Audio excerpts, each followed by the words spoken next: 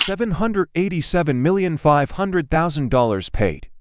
60 to lawsuits lost, 89 proven lies. And in one fiery congressional showdown, Jasmine Crockett rips open the truth that Sean Hannity and Donald Trump never wanted America to hear. The chamber shakes with fury, gasps, and chaos as she turns cold, hard numbers into a weapon of justice. What happens when one woman dares to stand against an empire built on deception? Stay with us. This is a story worth every second of your time. $787,500,000. The figure exploded onto the giant screen like a thunderclap, a blood-red wound across the conscience of a nation. It wasn't just a settlement. It was a confession bought with cash, a silent admission that America had been fed lies day after day, night after night until truth itself nearly suffocated. Beneath it appeared another number, 62. 62 courtrooms, 62 defeats. Every judge, every gavel, every verdict the same: no evidence, no fraud, no stolen election. And then, the most chilling number of all, 21 seconds. 21 unbearable seconds of silence, when even the loudest voices of cable news had no words left to defend their empire of deception. The chamber vibrated with unease, the crowd leaned forward, breaths shallow. The camera cut to Jasmine Crockett, her stare burned into the lens, cold and unflinching, as if daring the nation to blink. In her eyes was no hesitation, only the fire of someone who had carried her community's pain into this room and sharpened it into a weapon. This wasn't politics, this was justice dressed in flesh and bone. Across from her sat Sean Hannity, jaw clenched, his suit pressed immaculate, but his fingers restless against the wood of the witness table. He looked like a man on trial for the very first time, a king cornered in his own castle, ratings and influence now useless against the avalanche of numbers projected behind him. The glow of the screen painted his face crimson, as if the blood of deception had finally caught up to him. The chairman's gavel struck once, the sound cracked like a gunshot. This hearing will come to order, but order was already unraveling. Reporters scribbled with frantic urgency, cameras zoomed closer, capturing sweat gathering on Hannity's brow. Survivors of January 6th sat in the front row, their hands trembling, their eyes locked on the man who had told America to believe a lie. Mothers who had lost children to violence born from conspiracy clenched photos to their chests. The air was thick, unbreathable, a nation's grief pressing against the walls. Then Jasmine leaned into the microphone. Her voice was a blade drawn in silence. $787 million. 62 courtroom defeats, 89 lies documented and repeated. And 21 seconds of silence that should haunt every American who still believes in democracy. Her words were not spoken, they were hurled, each number a blow, each pause a dagger.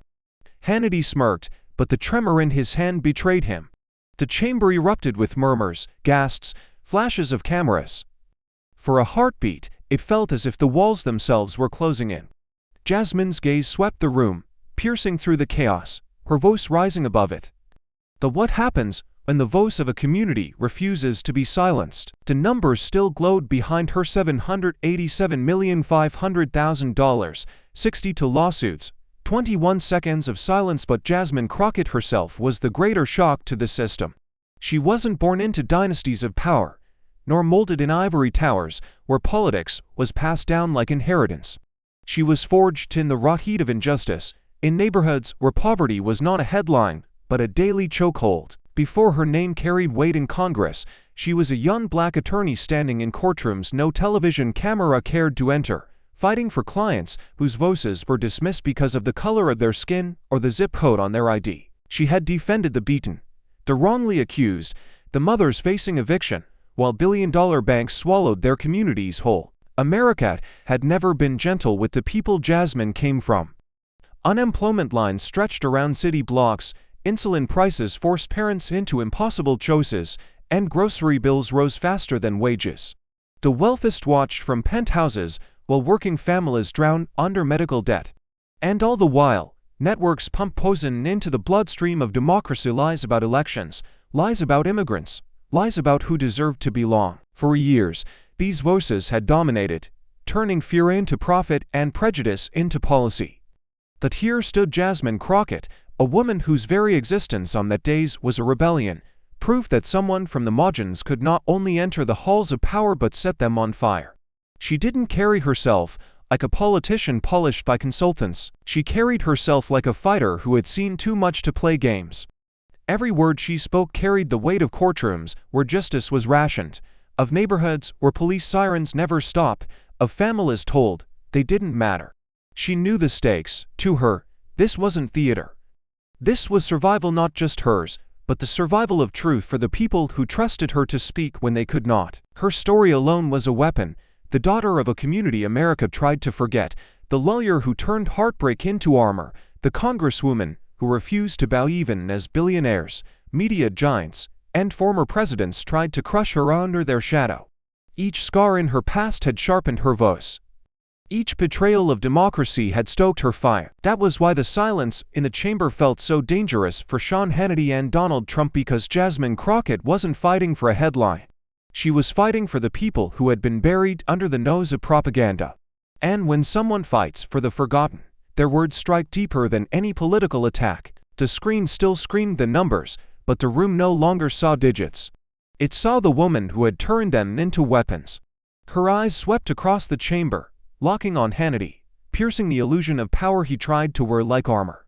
The nation leaned closer, millions of viewers sensing this was no ordinary clash of egos, but the kind of confrontation that rewrites history. And in that breathless moment, the question seared itself into every mind watching. Could one woman stand against an empire of deception, or was America about to watch her be buried by it? Fox News had long sold itself as the voice of the people, but behind the bright lights and polished sets was a machinery built on outrage, fear, and loyalty to power. At the center of that machine sat Sean Hannity, not just a host but a kingmaker, his primetime throne commanding millions of viewers every night. He wasn't simply delivering news. He was shaping the battlefield of American politics, wrapping opinion in the costume of fact, transforming whispers of conspiracy into gospel for those desperate to believe their country was being stolen from them. For years, his words had been fire poured onto dry grass, and America was the field left smoldering, and Hannity wasn't acting alone. His empire was tethered by a golden cord to Donald Trump himself, a bond so tight that insiders whispered Hannity was less a journalist than a shadow advisor, a confidant whose phone calls could shift presidential moods. Trump adored the echo chamber Hannity provided. Every baseless claim he uttered on stage was reinforced that very night on Fox, blasted into millions of homes, until the line between reality and performance collapsed. This wasn't journalism, it was symbiosis. Trump fed Hannity content. Hannity fed Trump power. Together, they built a loop of deception so airtight that for millions of Americans, it became the only truth that mattered. That the illusion cracked, the Dominion voting system's case ripped open the walls of Hannity's kingdom, dragging into daylight the very emails and depositions that revealed the rot inside. Executives admitting they knew the fraud narrative was a lie. Hosts confessing privately what they denied on air. The price of that deception was staggering. $787.5 million, one of the largest settlements in U.S. history. Blood money to avoid trial that would have gutted Fox's credibility before the world. And even as the ink dried on that payout, another storm gathered. Smartmatic's $2.7 billion lawsuit, a reminder that the reckoning wasn't over but only just beginning. Outside the courtroom battles, the country was seething. Families who had watched neighbors storm the Capitol in blind rage felt betrayed, left wondering how words from a TV screen could drive ordinary men and women into insurrection. Communities split down the middle. Thanksgiving dinners turned into shouting matches, lifelong friendships shattered by the venom of fake news and stolen elections. Inflation rose, health costs soared, trust plummeted, and amid it all, the people who needed clarity the most were drowning in an ocean of no's. In that congressional chamber, all of this weight hung heavy in the air. Hannity wasn't just a man defending himself. He was the face of an empire suddenly on trial, an empire whose lies had bled into the veins of democracy. And behind him, always looming, was Trump, the shadow he could never escape, the figure whose approval had once been his crown, but now threatened to become his curse. The camera zoomed tighter, the silence cold like a spring, and a question pulsed at the heart of the nation. When truth is put on trial, who will the jury believe, the empire of deception, or the lone voice daring to challenge it? The gavel had barely stopped echoing when Jasmine Crockett leaned forward, her hand slamming down a thick folder of papers that landed with a crack so sharp it made half the chamber flinch. The room froze. She didn't wait for permission. She pulled a sheet from the file, held it high, and projected it on the giant screen behind her. Black and white emails filled the wall like an avalanche of secrets. Lines highlighted in yellow blazed. "We know this isn't true, but the audience expects it." Another, "Sidney Powell is lying, but our ratings depend on it." And then, most damning, "If we tell the truth, we'll lose them all." Gasps rippled through the gallery like a wave. Reporters' pens scratched furiously. Hannity's jaw clenched, but his eyes flickered a flash of panic quickly smothered by practiced arrogance. Crockett's voice cut through the silence, sharp as glass. "You told the American people the election was stolen while you wrote, in private, that you knew it was a lie. You lied not once, not twice, but 89 times on air. And while our democracy bled, you cashed the checks." Her words echoed against marble and oak. Hannity leaned forward, gripping his microphone like a lifeline. His smirk returned, brittle but defiant. "Freedom of speech," he shot back, his tone thick with contempt. "This is America. We're allowed to have opinions." The words lit a fire. From the Republican side, Jim Jordan lurched forward, veins bulging on his neck, shouting over the mic, "This is a witch hunt. This is about silencing conservatives." Marjorie Taylor Greene stood, jabbing a finger across the chamber. "You're trying to criminalize free thought. This is tyranny." Their voices overlapped, rising into chaos, drowning out reason in a flood of rage. Cameras panned wildly, capturing the pandemonium as the chamber dissolved into shouts and gavel strikes, but Jasmine didn't flinch. She waited, eyes locked on Hannity, until the noise became unbearable, then raised her voice above it all steady, deliberate, deadly. "Freedom of speech," she said, "does not mean freedom to deceive. Freedom of speech does not mean profiting off lies that tore this country apart. Freedom of speech does not mean hiding behind the First Amendment while America burns." Her voice crescendoed, slicing through the uproar like a blade. The room went still, as if her words had reached into every corner and strangled the excuses from the air itself. Hannity swallowed hard, sweat glistening at his temple. Cameras zoomed in. Millions at home could see it. He tried to speak, but the words faltered, caught between arrogance and fear. The silence was louder than any denial he could muster. Jordan pounded the desk again. Greene shrieked something about censorship, but their fury only underscored the weakness of Hannity's defense. The gallery leaned forward, electrified, as if sensing history tightening its grip. And then Crockett delivered the line that landed like a hammer blow, her eyes blazing into the lens as if speaking to every living room in America. "Is free speech a shield for truth or a weapon of mass deception?" The chamber was already a battlefield of raised voices and flashing cameras, when suddenly, like a storm tearing open the doors, Donald Trump himself barged into the room. Gasps tore through the audience as his figure filled the aisle, flanked by aides and a swarm of security pushing aside stunned staffers. He didn't wait for recognition, didn't wait for permission. He marched straight to the witness table, ripped a microphone from its stand, and bellowed with a voice that shook the chamber, "Jasmine is political trash." The words detonated, half the room erupting into cheers, the other half into outrage. Reporters scrambled, cameras zoomed so tight that every bead of sweat on Trump's forehead shimmered under the lights.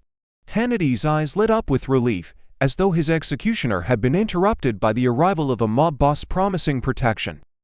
Jim Jordan shot to his feet in triumph, pounding the desk, while Marjorie Taylor Greene screamed "Amen" across the chamber. The noise was deafening, a chaotic chorus of rage and loyalty, the lines of power suddenly redrawn in an instant. But Jasmine Crockett didn't flinch. She rose slowly from her chair, the weight of the moment pressing against her but not breaking her. She leaned into her microphone with deliberate calm, her eyes locking on Trump as if she had been waiting her entire life for this duel. Her voice cut through the frenzy, sharp and merciless. "You're not a president. You're a mafia boss." The words hung like a guillotine in the air, slicing straight through the nose. For a second, the entire chamber froze, as if time itself had stopped to absorb the blow. Trump's face twisted, first into disbelief, then into volcanic fury.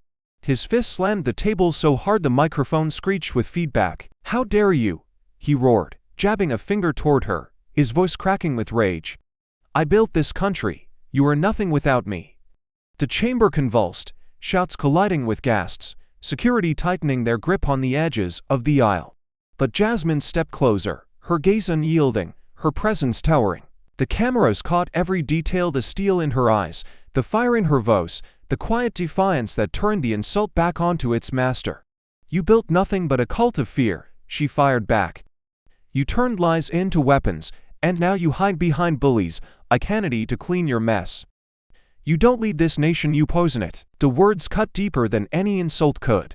The gallery erupted cries of justice, clashing with screams of traitor. The chairman's gavel hammered wildly, the sound swallowed by the chaos. Hannity shifted uncomfortably, his savior's arrival no longer looking like salvation, but a spectacle spinning out of control. The nation, watching live, was transfixed, half horrified, half exhilarated as the chamber transformed into a coliseum, with Jasmine standing alone against the beast of the empire. And as Trump's face reddened, his voice cracking into incoherent shouts, Jasmine's calm only sharpened. She turned back toward the cameras, her words steady, deadly, aimed not just at him but at the millions watching. "But when the mob boss joins the fight, can justice still win, or will America surrender to fear once again?" The chamber was still vibrating from Trump's eruption when Jasmine Crockett struck again, her timing like a master strategist, unleashing the final blow. Without a word, she tapped the control panel at her desk, and the lights dimmed. A massive screen flickered to life behind her, stretching across the chamber like a towering wall of judgment. The first image appeared: a timeline. Dates scrolled in bright red.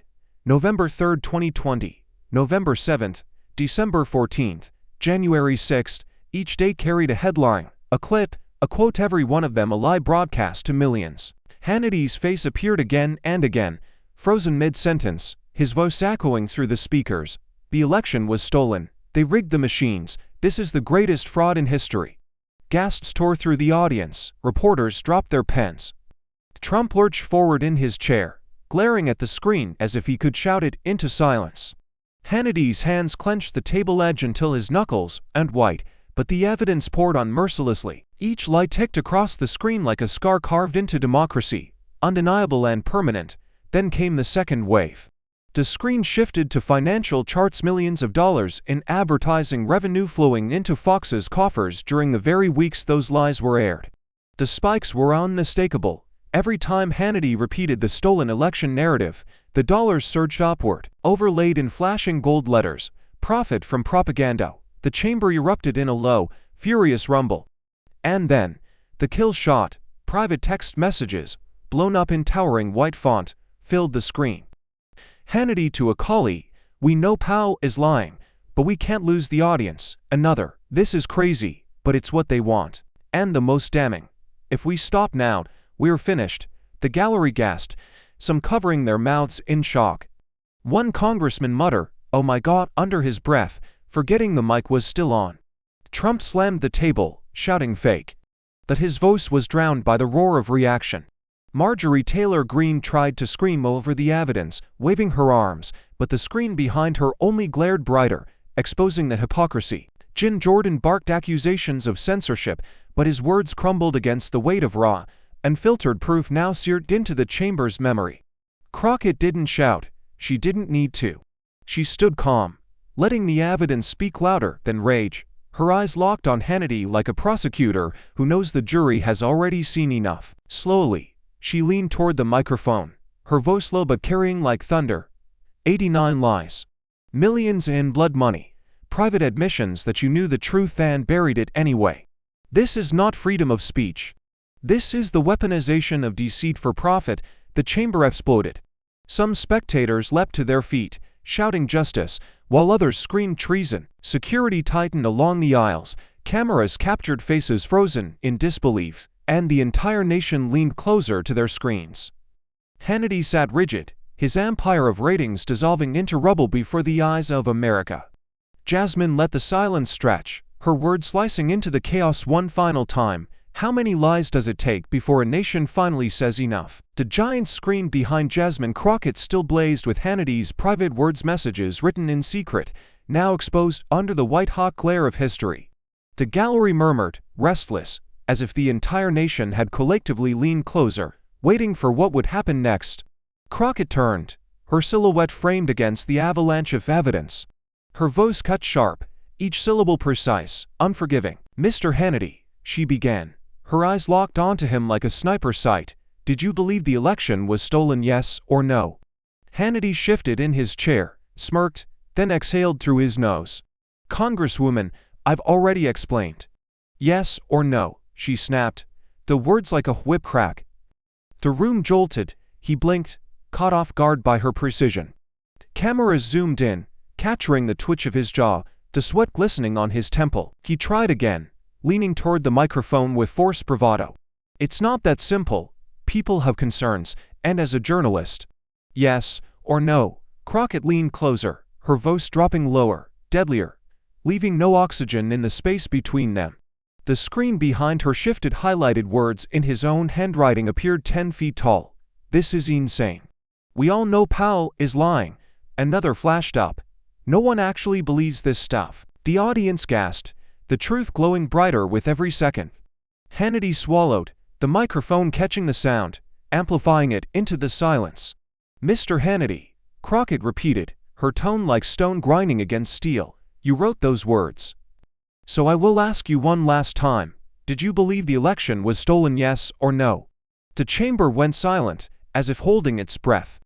Hannity's lips parted, but nothing came. His hands twitched, clutching the table, eyes darting toward Trump seated nearby, toward Jordan pounding his fist, toward Green screeching across the aisle.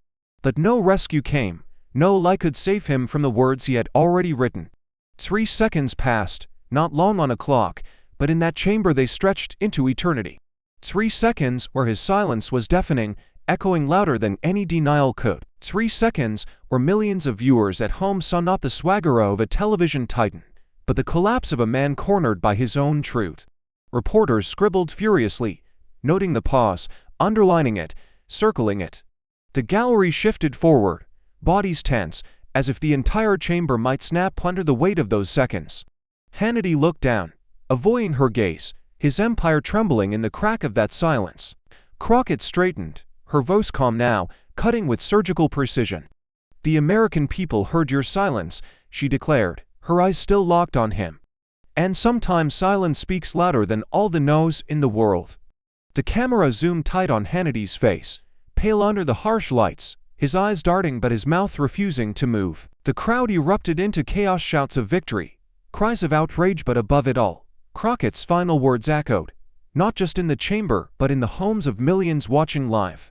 In silence, was guilt finally confessed?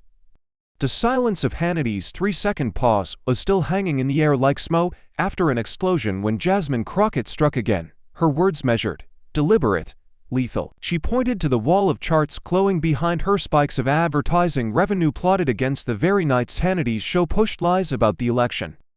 Each rise in profit mirrored a descent into chaos. Each surge in ratings matched another fracture in the nation's trust.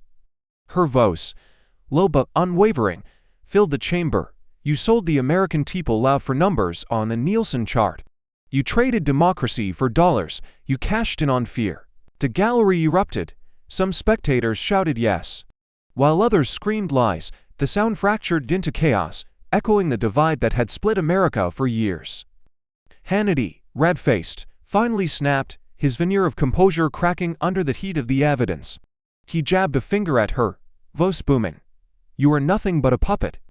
A puppet for the Democrats, for the radical left, for every special interest that wants to destroy this country. His words dripped with venom, stiff flying across the microphone, his body leaning forward as though ready to launch. The insult was gasoline. Jim Jordan clapped the table like a drumbeat of fury. Marjorie Taylor Greene screamed exactly at the top of her lungs, while half the audience roared in approval, stomping their feet. But the other half exploded in outrage, whistles, boos, fists shaking toward the dais. The room became a battlefield of voices, a live reenactment of the very division that Hannity had stoked for profit. The gavel hammered again and again, its desperate clacks drowned in the hurricane of fury. Crockett did not blink. She let the chaos swirl, let Hannity's anger burn hot, and then when the no's threatened to drown everything, she raised her hand. The chamber fell, not to silence, but to a fragile tension, as though even the walls were leaning in to hear her next words. She stepped closer to the microphone, her tone slicing clean through the uproar. A puppet? No, Mr. Hannity, I am not a puppet. I am the voice of people who work 2 jobs and still can't pay for their medicine. I am the voice of communities buried under the lies you sold to line your pockets. You call that freedom. I call it betrayal. The cameras caught everything: the fire in her eyes, the tremor in Hannity's jaw. The crowd split clean down the middle. It was no longer a hearing. It was a war stage in front of the nation. Truth and deception locked in open combat. One side roared with fury, the other with hope, their voices colliding like storm waves against the marble walls. And then Jasmine delivered the words that cut to the bone, her voice calm but thunderous in its weight. If truth becomes a commodity, who pays the ultimate price? The chamber was already vibrating from the clash, a storm of cheers and jeers colliding like thunder, when suddenly Trump could no longer contain himself.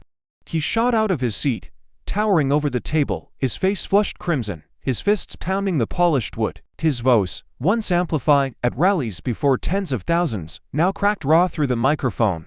Traitor! You are a traitor to this country. The word ricocheted through the chamber like a gunshot. Gasps followed, some echoing his accusation, others shouting back in protest.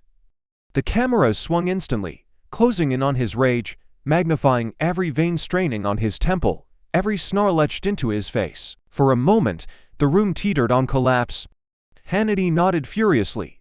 Jordan slammed the desk. Green screamed, "Lock her up!" At the top of her lungs, the chant catching in pockets of the gallery before dissolving into chaos. It was mob energy, Ryan, unrestrained. The same current that had once surged through the Capitol on January 6, now threatening to reawaken within these marble walls. Security shifted, hands tightening near their belts, eyes darting nervously, as if bracing for the chamber to combust. But Jasmine Crockett didn't move. She didn't raise her voice, didn't flinch, didn't break. She remained seated, hands folded calmly on the table, her posture radiating unshakable defiance. When she finally leaned into her microphone, her tone was steady as stone, her words slicing sharper than any scream. Your lies are the real betrayal. The effect was immediate, a stunning reversal of energy. Her calm turned the fury around her into noise, stripping Trump's outburst of its power. The words struck him like a mirror, shattering in his face suddenly. His rage looked small, desperate, exposed. The audience felt it too. The cameras panned across the gallery and caught the raw emotion etched in faces. One elderly veteran wiped away a tear, shaking his head, as if the truth had finally cut through years of fog. A young mother clutched her child tighter, whispering softly, "She's right." Another man buried his face in his hands, overcome not by Crockett's volume but by the unbearable weight of her restraint. Trump tried to roar again, but this time his voice cracked, sputtering against the wall of silence Jasmine had built with her composure. The contrast was brutal, his chaos versus her calm, his fury unraveling as her conviction stood immovable. The divide in the room was no longer just political, it was moral, spiritual, visceral. The gallery trembled on the edge, some chanting his name, others whispering hers. Crockett leaned back in her chair, her eyes never leaving Trump's, a faint, unyielding fire flickering within them. The room felt suspended, as if balanced on the tip of a blade. Her calm had become its own weapon, cutting deeper than any insult, reminding the chamber and the nation that true strength is not always loud, but unshakably certain. And as the cameras lingered on the tear-streaked faces in the audience, the question seemed to rise on its own, hanging heavy in the air, daring America to answer. Can calm conviction outlast chaos? The chamber had barely recovered from Trump's eruption when Jasmine Crockett rose once more, her presence commanding the room like the eye of a storm. She turned toward the towering screen behind her, lifted a single hand, and with one motion detonated a weapon more devastating than any insult: numbers. The lights dimmed, the sound hushed, and then boom, the first figure slammed onto the screen in bold, blood-red font, 89. The number vibrated as if alive, shaking against the marble walls. 89 lies, Crockett declared, her voice crisp and merciless. 89 times Sean Hannity repeated falsehoods he knew were untrue. 89 times the American people were fed poison in place of truth. The screen flashed with clips, each one punctuating the count. Gasps spread across the chamber like shockwaves, the audience whispering in disbelief, the sound of a nation's trust breaking. Before the echo of her words could fade, another figure erupted onto the wall in burning gold. $787,500,000. The chamber jolted. Reporters' pens clattered onto the desks. $787,500,000, she intoned, the syllables striking like a drumbeat of judgment. That is the price Fox News paid to avoid standing trial for its lies. That is not free speech. That is an empire buying silence with blood money. The screen pulsed with the dollar figure, the chamber illuminated in its glow, as if drowning in the weight of what that sum truly meant. The audience roared.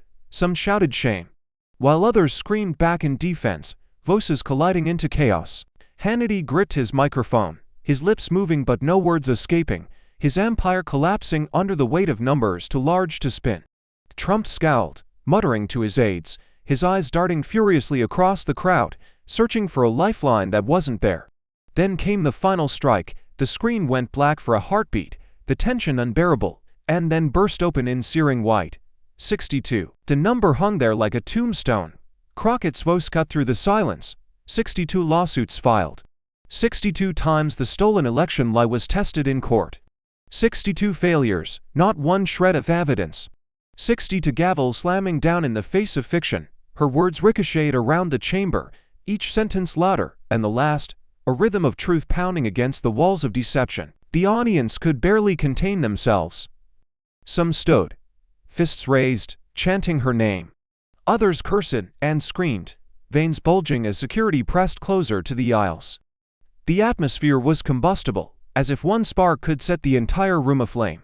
Yet in the middle of it all, Crockett stood steady, eyes blazing, the calm center of an inferno she herself had ignited. She turned toward the cameras, her voice lowering now, each word carrying the weight of a verdict. 89 lies, $787,500,000. 62 courtroom defeats. These numbers don't belong to me, they belong to America. They are carved into our history, undeniable and unerasable. She paused, the silence heavy, the nation hanging on her next words.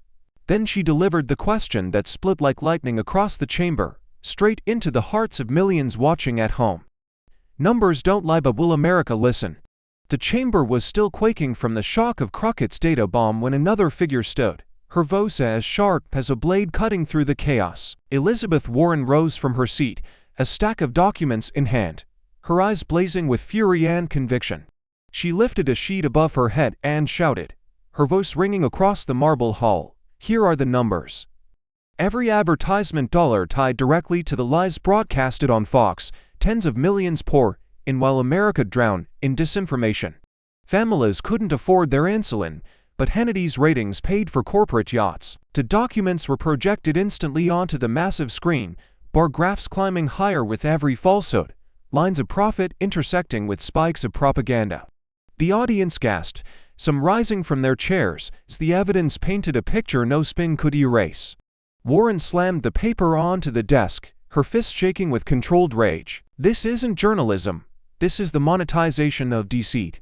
This is corporate fraud packaged as news, and every American family who's been torn apart by these lies has already paid the price. Her voice cracked not with weakness, but with fire, and the chamber roared in response. Then Alexandria Ocasio-Cortez leapt to her feet, her voice carrying like a lightning strike across the hall. This is weaponized disinformation, she bellowed, her hand slicing the air.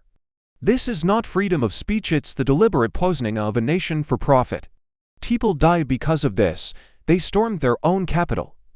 They turned on their neighbors, and the very people who fed them these lies got richer while America bled. Her words echoed like cannon fire, bouncing off the walls, igniting the crowd.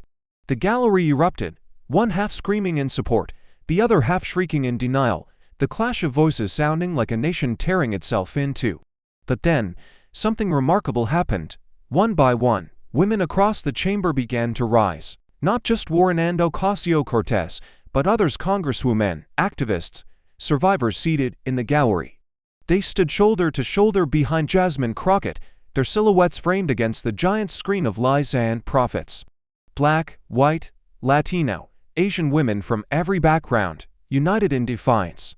The cameras caught it in high definition, a wall of resolve rising behind the woman who had lit the first spark. The imagery was searing, unforgettable. Hannity shifted in his seat, his face paling under the relentless weight of not one, but many voices now aimed directly at him.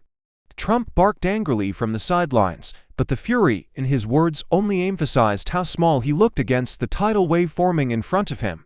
For the first time, the empire of ratings looked vulnerable, dwarfed by a rising army of truth. Jasmine turned, her eyes meeting those of her allies. She didn't need to speak, the image itself spoke louder than words. The chamber seemed to freeze, every lens capturing this moment of unity, every spectator aware they were witnessing history solidify in real time. And as the noise swelled again, the question thundered through the air, heavier than gavel strikes, heavier than any defense Hannity could muster. When women rise, can the empire of lies stand tall?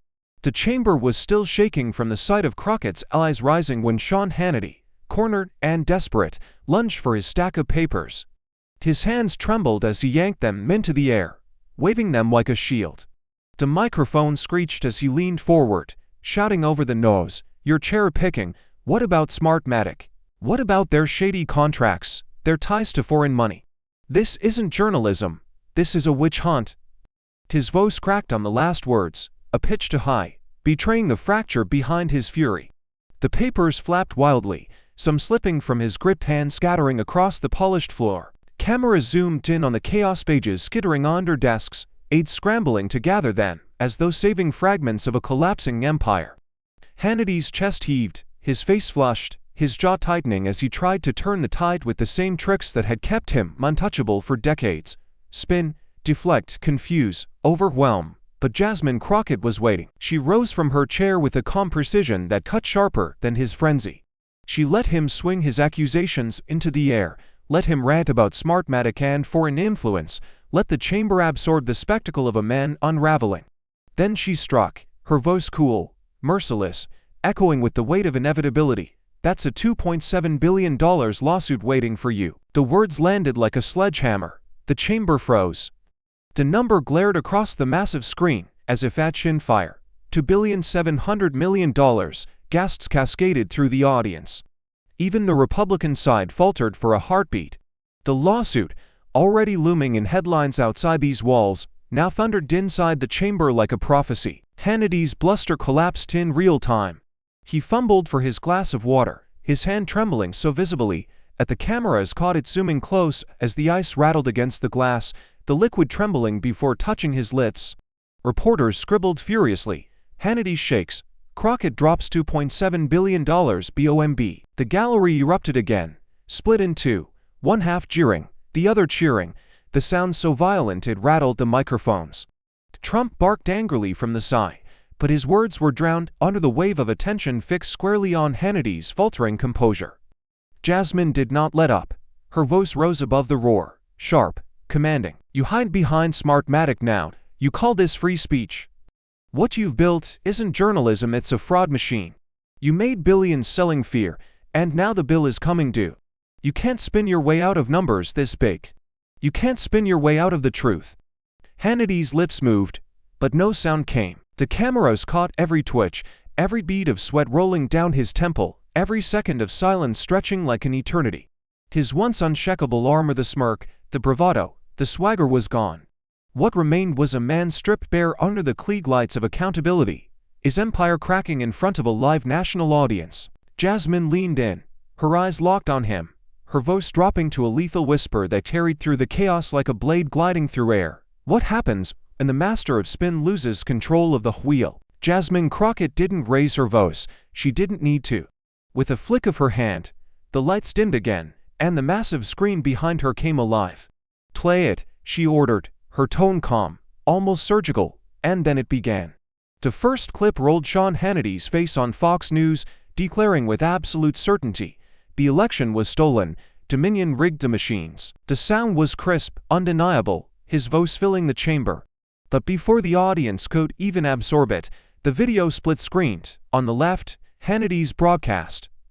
On the right, his private text message, blown up in glaring white letters. "This is insane. We all know Powell is lying." Gasps burst from the gallery, the montage continued. Another clip, Hannity nodding solemnly on air. "Millions of illegal votes, this is a coordinated effort." The cut slammed into another text, "No evidence. This is crazy." Each lie followed by his own private truth. The effect was devastating. like watching a magician perform tricks while the wires and mirrors were revealed in real time. Then came the financial overlay. While Hannity's voice thundered about fraud, golden lines climbed across the screen, showing the surge of advertising dollars pouring into Fox. Every time he repeated the lie, the numbers spiked. The images flickered back and forth, words of fear, followed by profit soaring, followed by private confessions of disbelief. It was all there, in black and white, beyond denial, beyond excuse. The montage lasted just 21 seconds. 21 seconds of devastation, 21 seconds that stripped an empire bare. And when the final frame froze, the words, "If we stop now, we're finished," stamped across the screen, the chamber fell silent, not the restless silence of anticipation, not the forced silence of order. This was different. This was suffocating, absolute. For 21 seconds, no one moved, no one shouted, no one even breathed too loudly. The gavel didn't pound, the Republicans didn't yell. Trump's mouth opened but nothing came out. Hannity sat rigid, eyes fixed on the damning words towering behind him, his hand frozen on the glass of water halfway to his lips. 3 seconds, 6, 10, reporters lowered their pens, staring wide-eyed. 15, 18. The silence became unbearable, heavier with each heartbeat, pressing down on the chamber like a physical weight. 21 seconds of collective paralysis, as if time itself had been suspended by the gravity of truth. When the screen went black, the light snapped back on, blinding after the darkness. The gallery erupted into chaos, some screaming justice, while others shouted lies. Security tensed, ready to intervene, but the power of the silence still lingered, sick and undeniable. Crockett remained still, letting the moment breathe, letting the silence speak louder than any gavel, any speech, any defense. Finally, she leaned into her microphone, her voice steady, resonant, cutting through the pandemonium with surgical precision. Was this the sound of truth breaking through? The chamber was still vibrating from the silence when the first sound broke through, not a chant, not a gavel, but a sob. All eyes turned. In the front row sat an elderly veteran, his medals pinned neatly on his blazer, his hands trembling as tears streamed down his face. He tried to wipe them away, but they kept coming, spilling faster as his chest heaved. He whispered just loud enough for the cameras to catch, "I fought for the truth, not this." The words cut deeper than any statistic, piercing the room with raw human weight. From the gallery, a voice rose, strong and defiant. A black woman, clutching a photo of her son who had died in a protest gone violent, stood tall and shouted, "Justice." The word tore out of her throat, shaking with grief and fury. Others joined in, first a handful, then dozens, until the chant echoed like a drumbeat off the marble walls. Justice, justice, justice. It was no longer just an audience, it was a movement unleashed inside the chamber. The pain of generations crystallized into a single demand. Trump, red-faced and restless, couldn't take it anymore. He lurched forward, shoving an aide aside, lunging for the microphone as though seizing back control, by sheer force of will. "This is a sham, this is." But before the words could fully escape, the chairman's gavel came down like a hammer of steel. "Mr. Trump, you are not recognized." Security stepped in, their presence firm, blocking his advance. The cameras captured it, all the desperation in his eyes, the fury in his clenched fists as his attempt to hijack the moment was smothered in real time. The image was devastating. The once most powerful man in America, silenced in the very hall where truth now ruled. Meanwhile, Hannity shrank further into his chair, his hand shaking so violently the water glass slipped, spilling across his papers. The microphones picked up the clatter, amplifying his unraveling for millions watching at home. His empire wasn't just cracking, it was collapsing. Live, before a nation's eyes. And yet, in the midst of the chaos, Jasmine Crockett stood tall, unmoved, her figure a calm pillar against the storm. She let the chants wash over her, let the veterans' tears and the mothers' cries fill the air.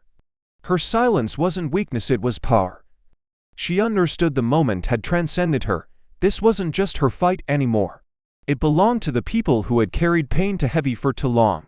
The cameras swept across the room, capturing faces wet with tears, fists raised in defiance, eyes burning with hope and rage alike. It was more than a hearing, it was a reckoning. And then Crockett finally leaned into her microphone, her voice steady, quiet but commanding enough to cut through the thunder. When the people see the truth, can power still silence them? The chamber erupted once more, but this time it wasn't chaos. It was a nation answering back. The chants of justice still rolled through the chamber when Jasmine Crockett finally rose, her figure illuminated by the glow of the giant screen, her eyes burning with a fury sharpened into purpose. She didn't gesture wildly, didn't pound her fists. She simply leaned into the microphone, her voice low and controlled, every syllable landing like a hammer strike.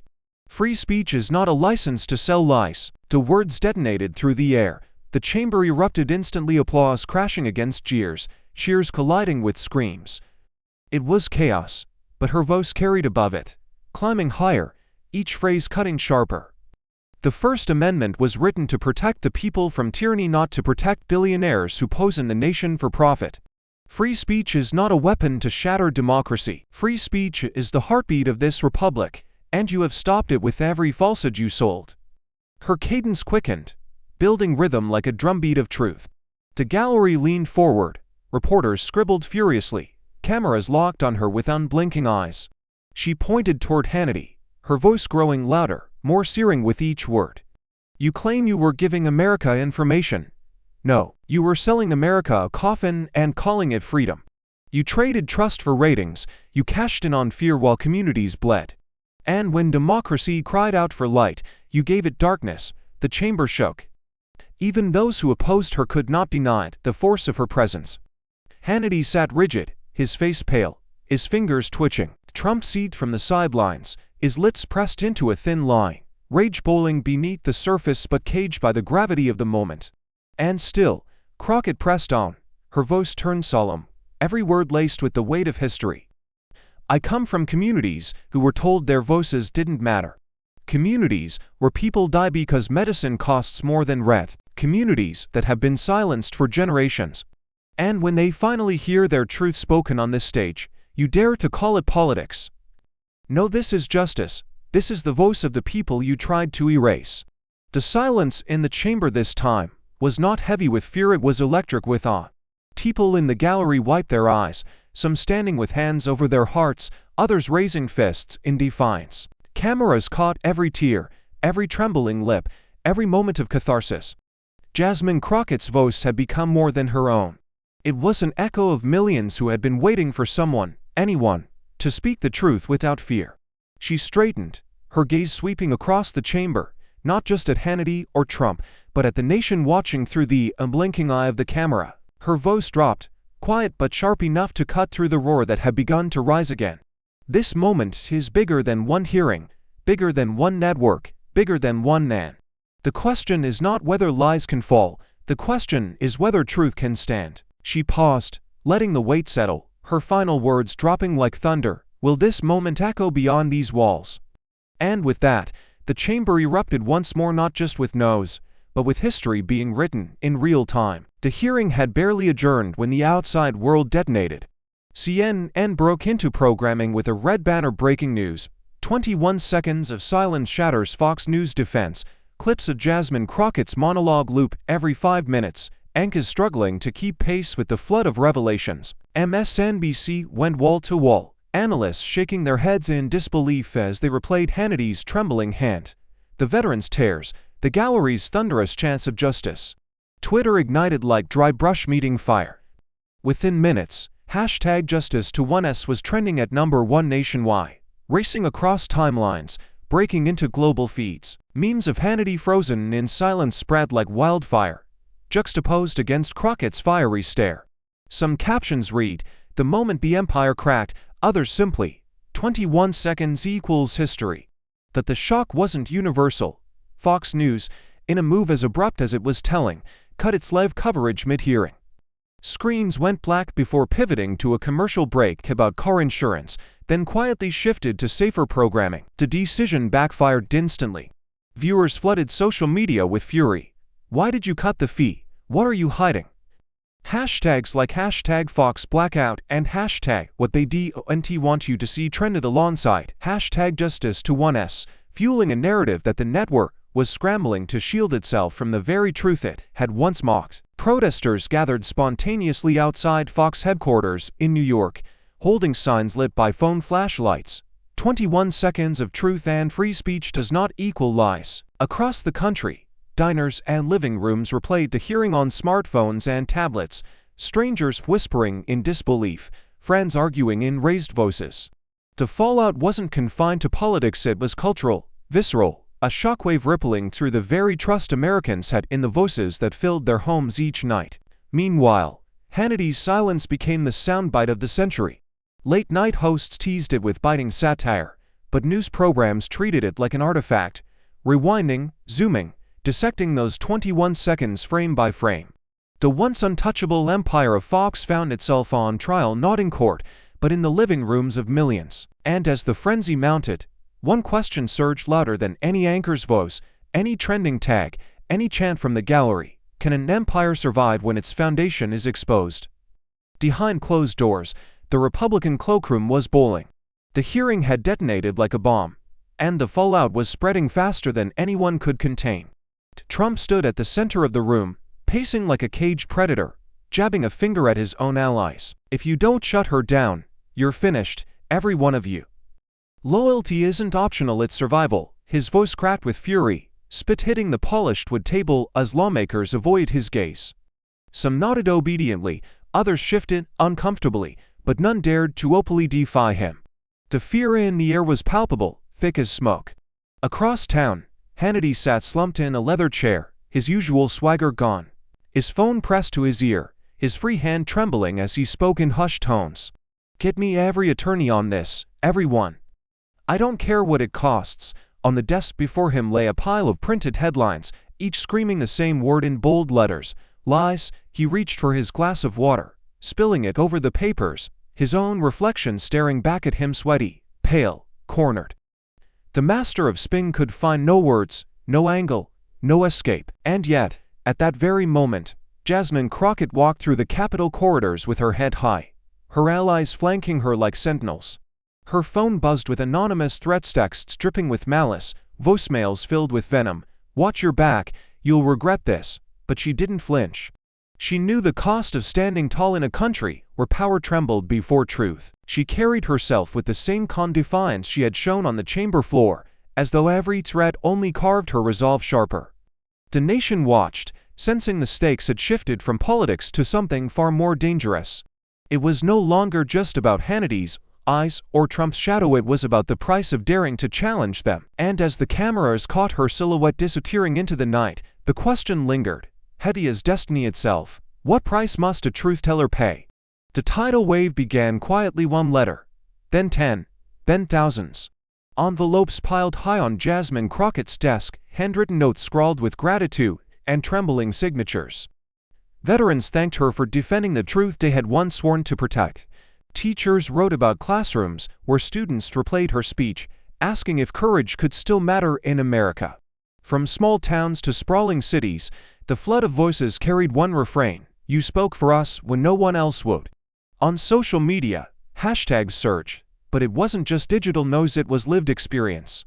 Videos surfaced of families gathered in living rooms, watching her monologue together, some cheering, others wiping silent tears. In churches across the South, her words echoed in Sunday sermons. In barber shops and bodegas, her name was spoken with reverence, a rare moment where politics felt less like a spectacle and more like salvation. For communities of color long buried under disinformation, she became more than a congresswoman, she became a symbol. On cable news, a panel of black mothers appeared, each holding framed photos of their children lost to violence fueled by lies. One mother, her voice cracking, looked into the camera and declared, "Jasmine Crockett stood up to them. She stood up for us. She is proof that our voices will not be silenced." Her words reverberated across networks, replayed in loop clips that struck harder than any campaign ad. Crowds gathered outside city halls, holding candles and signs with her image. Some carried banners reading, 21 seconds change America. The sight was electrifying, men and women, young and old, chanting her name in unison. It wasn't partisan, it was raw, it was personal. Inside Congress, her enemies whispered threats, but outside, her people roared in defense. She was no longer standing alone at the witness table. She was standing on the shoulders of millions who had decided that her fight was theirs too.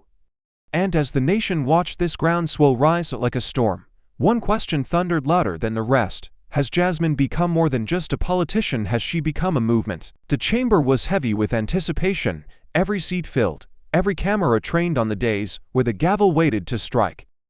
Hours of testimony, 21 seconds of silence, and a tidal wave of public outrage had brought them here to a single vote. The chairman's voice carried like iron. The motion before the House committee is whether to open a formal ethics investigation into Sean Hannity and his role in disseminating disinformation. The roll call began, each eye cracked like thunder, each no like a desperate whisper. Lawmakers leaned into their microphones, voices trembling with the weight of history. The chamber's air was electric, charged with the sense that this was no ordinary vote, it was a verdict on the truth itself. Crockett sat tall, her hands clasped, her eyes fixed forward. She did not flinch when her name was called. Her eye was firm, resonant, the sound of a gavel striking inside her own chest. Across the table, Hannity sat rigid, his face pale, shoulders slumped, his gaze locked on the polished wood before him. The man who had once commanded millions, with a smirk and a sneer, could not even lift his head. Cameras caught the moment. Sean Hannity, head bowed, defeated by silence louder than any broadcast he had ever hosted. Then came the final tally. The chairman's gavel slammed down. The motion carries. The investigation is hereby opened. The chamber erupted, cheers, shouts, gasps colliding in a storm of reaction. On one side, fists pumped in triumph. On the other, groans of fury rose like thunderclouds. Trump exploded from his seat, face contorted in rage, his fist hammering the desk as he barked into the void. This is illegitimate. This is persecution. History will remember this as tyranny. His words cracked, shrill, desperate, swallowed by the roar of the chamber. For the first time, his fury seemed smaller than the moment, his shadow no longer able to cover the cracks widening beneath his empire. Crockett remained still, her calm presence a sharp contrast to the chaos swirling around her. The cameras lingered on her face, illuminated not just by the chamber lights, but by the undeniable glow of vindication. And as the echoes of the gavel faded, the question struck harder than the vote itself. Will justice be served or delayed once more? The roar of the Capitol still echoed in her ears when Jasmine Crockett stepped back into her district, where the marble walls of Washington gave way to cracked sidewalks and shuttered storefronts. Children played in lots with broken swings, mothers carried grocery bags heavier than their wages could sustain, and the air smelled less of history and more of struggle. Here, the fight wasn't about headlines or hashtags, it was about survival. She walked into a crowded church basement where folding chairs creaked under the weight of her constituents. The people rose to greet her, their applause thunderous, but their eyes carried more than admiration. They carried questions, wounds, and hopes too fragile to put into words. A woman stepped forward, clutching a prescription bottle nearly empty. Her voice trembled as she said, "I can't afford the next refill. What good is justice in Washington if I can't keep my heart beating here at home?" The room went silent, the rawness of her plea cutting sharper than any partisan attack. Another man spoke, his hands rough from labor. "I've worked a job since the pandemic. My son still can't find steady work. They talk about truth and lies in D.C. But what about us? Who tells our story?" His words lingered, heavy, as heads nodded across the room. Crockett listened, her eyes reflecting both fire and sorrow. She rose to address them, her voice softer now, stripped of the thunder she used in the chamber but no less powerful. "I stood against an empire of lies because your truth deserved to be heard, but this fight isn't finished. Justice isn't just about exposing corruption in Washington, it's about making sure you can afford your medicine, your children can find jobs, and your families can live with dignity. That is the justice I carry home." The room erupted in applause, but behind the cheers was an undercurrent of urgency. They loved her courage, but they needed more than symbols, they needed results. And as Crockett looked into their eyes, she felt the weight of the question she could not escape. What does victory mean if people are still hurting? The chamber was still trembling from days of revelation when Jasmine Crockett rose one final time. The lights dimmed, the cameras zoomed, and for a heartbeat the entire nation seemed to lean forward. Waiting, she did not shout, she did not slam her fists, she let the silence gather, then spoke with a voice steady as stone and sharp as fire. "Truth is fragile, but so is glass once broken. It cuts deep. We cannot mend America with lies. Her words fell into the room like shards, each one glinting under the unforgiving lights. She lifted her gaze to the gallery, to the veterans, to the mothers clutching photographs, to the students who had traveled across states to see if democracy still meant something. If we allow deception to rule us, we do not simply lose arguments, we lose families, we lose faith, we lose ourselves. The cost of silence has already been paid in blood, in tears, in division. That is why I stood, why I will keep standing. The air was electric. Reporters paused mid-sentence, pens frozen above notepads. Even those who opposed her could not look away. The camera panned across the audience, eyes wet with tears, hands clasped, fists raised, mouths whispering her words back as if committing them to memory. Crockett's voice rose, not in rage but in conviction, swelling into something larger than the room itself. The strength of this nation has never been its wealth or its weapons, it has been its people, especially the voices from the margins, truth, justice, the courage of those told to stay silent, who spoke anyway. That is what keeps America standing. She paused, her eyes locked on the lens, speaking now not to the chamber but to the millions beyond the screen. Do not ask if one voice is enough. Ask instead if we have the courage to join it. The cameras caught the instant the gallery erupted, the cry of justice, booming so loud it rattled the marble. The screen began to fade, but her words remained, etched into the air like scripture. And the final question seared itself into the conscience of a nation. Do you believe one voice can still change a nation? True power doesn't come from titles, wealth, or loud voices. It comes from the courage to stand for truth even when the world shakes against you. Jasmine Crockett's story reminds us that every lie eventually collapses, but conviction endures. In our own lives, we may not stand in Congress, yet we face daily choices that test our integrity. Do we stay silent, or do we rise for what is right? Justice begins with ordinary people daring to be extraordinary. If this lesson inspires you, hit that like button, share your thoughts in the comments, and subscribe to join this journey of truth. Thank you for watching until this moment and for standing with us on this journey for justice. Your support means everything. Like, subscribe, and turn on notifications so you never miss what's next. And we'd love to hear your thoughts. Leave a comment below and let us know what moved you most in this story. Together, our voices make a difference.